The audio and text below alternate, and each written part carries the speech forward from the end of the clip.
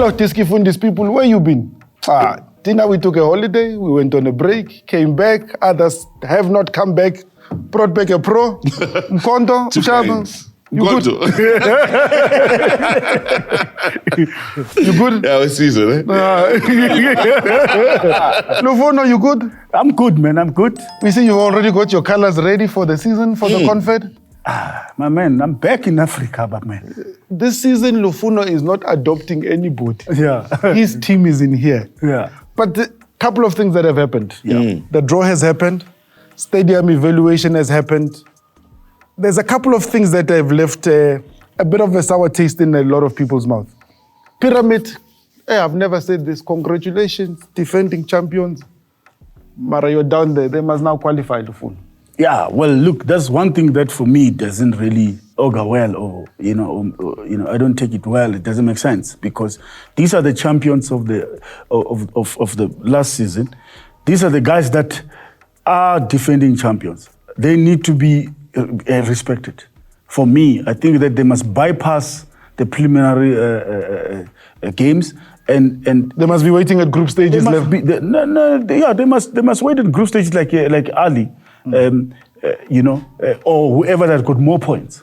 You can say it's Sundowns. Or Sundowns. For that.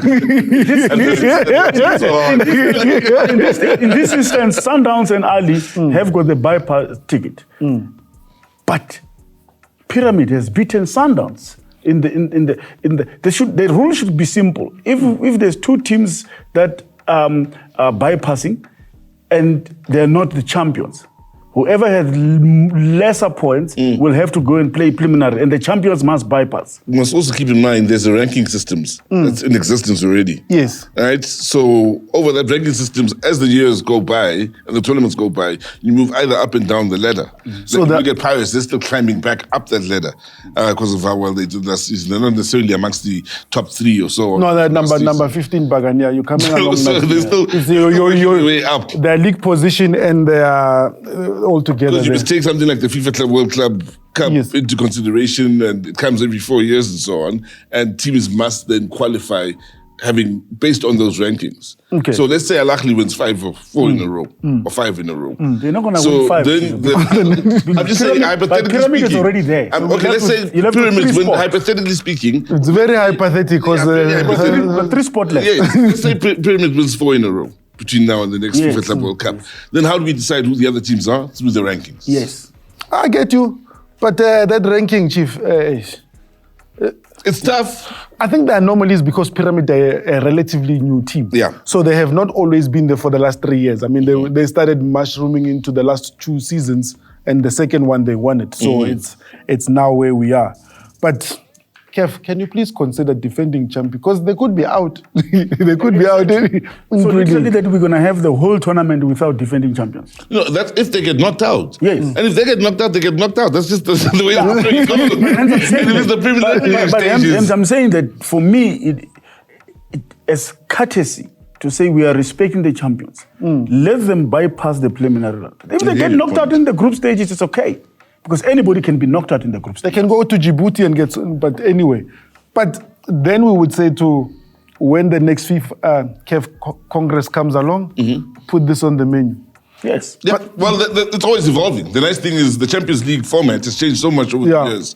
So CAF has been adjusting. They've evolved with the game and moved along with the game quite nicely. So we'll see. It's something they could look into. Okay. Away goal rule, Preciso. Do you think that should stay? Another thing. Because the world is moving away from away goal rule. Well, the world moved to away goals rules. We followed.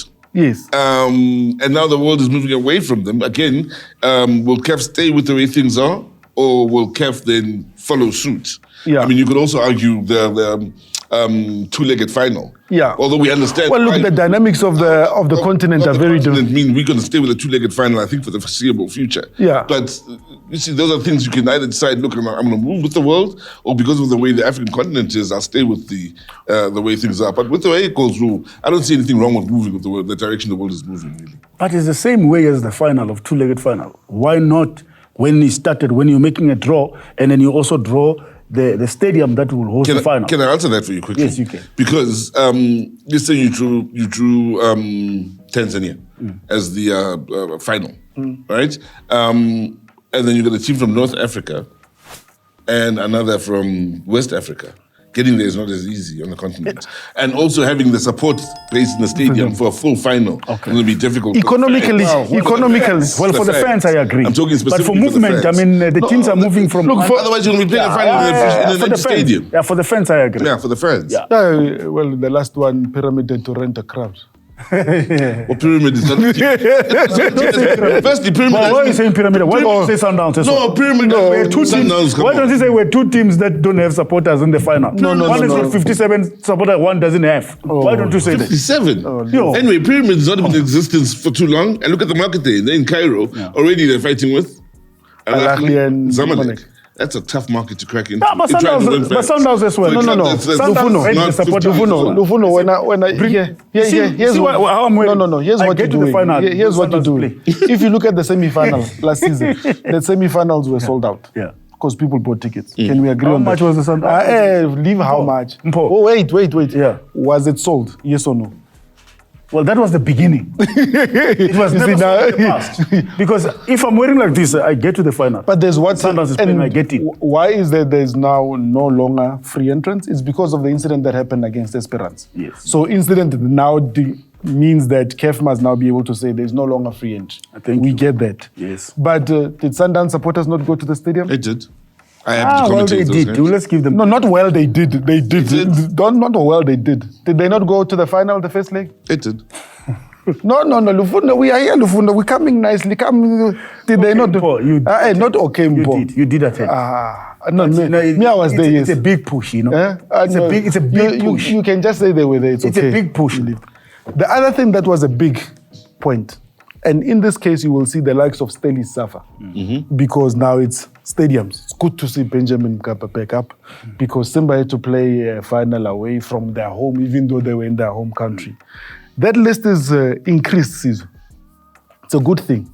In Angola, there are teams, but the one country that's got most number there is South Africa. Yeah. We saw in the FIFA World Cup qualifiers and the qualifiers for the AFCON as well, and in the Champions League as well, where some stadiums just aren't up to scratch for matches of this quality. Yeah. You want to maintain a certain standard, you want to look and have a certain sellable quality. Yeah. In the standards and the feel of the tournament. You saw the last AFCON, how nice it looked. You saw the last Champions League, how nice it looks on TV as a marketable and sellable product. So doing that, you have to say, look, some countries or some teams will have to play outside of their countries because the stadiums just don't maintain those standards.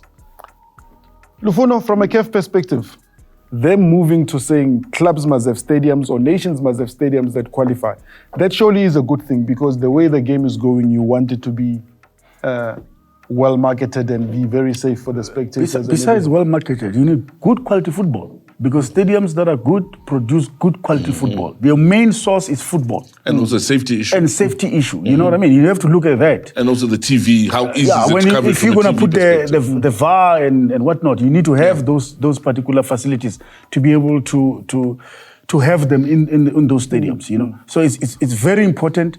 And I mean, when you're going to sell the product, a lot of these things have to be in place. Because CAF, they are very serious about their product and they're selling their product. And you cannot just sell a product if your product is not appealing to the buyer. Tanzanian market, Tanzanian League, two of their top teams, and I think this is what every country wants. Two of their top teams, Simba and Yanga. Simba being second, Yanga being the top, Wananchi champions. The way that the draw has done, in terms of that, and the way that Simba are moving. Fadlu is making a lot of movements. He's buying a lot of players. I see Diruk, former Sundowns player, is already there. There's whispers of Neo Mayema going to Simba. Is he beefing up to say, I got this close, though it was conferred? The last time I was a guest here, that's exactly what we discussed, that Fadlu was in a position of power, where it sounded like he wasn't happy, maybe going into the future, or maybe he wasn't too sure. Then we said, no, is he playing mind games with the employers to say, look, I've done so well, Yeah. I believe I can do better, and I want to do better. So we need to go into the market. And sometimes you have to convince your employer that, look, I want things a certain way. I want a certain standard. I want to raise the standard of personnel we've got. And I think he's gotten his message across quite nicely with what they've done. Daruk is a player he worked with. We've seen the best of Daruk when he worked with Fadlu at Maritzburg. Yes. Since he got to Sundowns, he hasn't played 10 games a season. Yeah. He hasn't gone into double figures since he moved from Maritzburg. So he believes in Daruk. He can get the best out of Daruk. And the likes of Miami, who also is not getting game time at Sundowns. Yeah. But is a quality player. He's out at he's out at the Chen now. Right now. Maybe he must just stay there. I mean, he's already in the vicinity. So yeah, it makes sense to me. Yeah, he's making all the right moves, Fadlu. With that said, Lufuno, from what Fadlu is doing, is he saying, because one, he managed to close the gap to Yanga, because now last season literally went to the last game of the season. Is he now saying he's making a challenge for both the league and a good running in the Champions League? If you're Simba, it's a unwritten rule that he has to challenge for the league. Simba is a team that goes and challenge for the Champions League. They might not have won it, but they've got the ambitions to get where the money is. They want to win it. So, but for me, we also have to give the league on its own the credit, where they've got 4 teams. Yeah. They also have 2 teams that are playing in conference. Yes. You had Azam there. Yes. I think the other team is Sangita or something. We'll check that. So they've got about 2 teams there as well. And not only that, they have 4 or 3 coaches that are of interest in the league. Yeah, I know. You have Gamondi there. You have Ibenge there. And you have Foshoza there. You also have jury's out on that. So it's really interesting how Foshoza will handle himself against these guys. Just so that Wananchi people get, in South Africa, Roman Falls is called Foshoza. So, but... Which is an endearing term, by the way. But also, look at Tanzania's national team at the Chan right now. They're getting so much attention. So many players are going there from different parts of the continent. Coaches are now also moving there from different parts of the continent. Don't be surprised. And it's rubbing off on their national league, where they don't necessarily have to send players to Europe, but their national team is now beginning to shake things up. The teams such as Simba are doing well in the Champions League, Confederations Cup as well, Yanga as well. Look at the Tanzanian League and look at the upward trajectory over the last 5 to 10 years. And going forward, that's a league where domestically, they're doing so well that they're going to shake things up on the continent to a point where we're going to have to take them quite seriously, even in the AFCON level. And you have a lot of South African players that are playing for Bafana that are unattached. They have no contracts.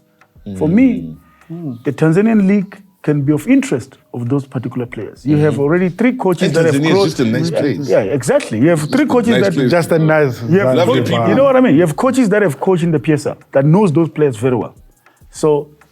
But here's the one thing that worries me from a younger perspective. I must just declare before somebody says I'm a Wananchi, I'm a yellow nation through and through. The one thing that worries me is that when you look at the caliber of the coaches of the opposition and you're looking at Roman Falls, it worries me. I did a practice, and this was 2 years ago, when I looked at Falls from his time, I think in Botswana, looking at his win-loss ratio as a lead coach, it wasn't not too impressive. But then when you speak to people at Sundowns that worked with him when he was one of the assistant coaches, they say he's... analysis and everything. Part of the futuristic. Yeah. So maybe the game is catching up to him. Maybe he's thinking too far ahead of us. But many see him as someone who's got a great mind in football. And that has a lot to offer. Maybe not as a head coach, or maybe still figuring it out as a head coach. But when football people speak, his football talk seems to hit potential genius level in the making. So, based on what Sis was saying, does it then mean that Roman needs to be able to get to a point where what he knows on paper, what he knows in the boardroom, needs to translate to the field? It has to, because he was in South Africa. He was with Marumo. He was with Amazulu. He was with Sundowns, but he was also in Africa, somewhere there in Africa. For me, my worry about him is that he doesn't stay long. He's not a coach he needs to build a thick skin. to say, I'm going to finish this project and I'm going to be there up until the project is done. But it's not. But for me, it's not necessarily up to him. It's not up to him. He must say, I want to finish this project, therefore I will deliver. That's the thing. Because at Wananchi, there's an expectation at Yanga. That's what I'm saying to you, to say that, and I can give you an example of Roladi. He went to Wydad. As tough as it was, we can talk about that he has improved the team. Yeah, but that's a different Rulani. That's a Rulani with experience and years under his belt. For closer, that's the point when Rulani first came to work with Pito, we heard whispers back then with, hey, there's a genius in the making here. Yes. And Pito's got someone right behind him. But those are still at that level where he's still trying to catch up to a point where it translates to him being the head coach. I'm going to put you on the spot. The 4 coaches you've mentioned, you've got Fadlu, you've got Fohloza, you've got Dibenge, and you've got Gamondi. Let's look at the crystal ball. Of those 4, who's at the top at the end of the season? Continuity. I think Fadlu will take the league. Continuity. So you're not saying Roman Falls, Yanga, but if you're saying these other 3 coaches are starting. The chances are that they might like to change things and rebuild. Get their way in. It's continuing. Yeah. He's the only coach that is going to continue. He's the only coach that has looked at his mistakes, his areas that needs to be beefed up. He's the one that's buying the players and saying to the board, this is who I want. Remember, you need 2 or 3 transfers to change your team. Fadlu has had that with Simba. Okay. So you're saying Fadlu? Continuity. Key. You're not restarting, your players aren't getting to know you.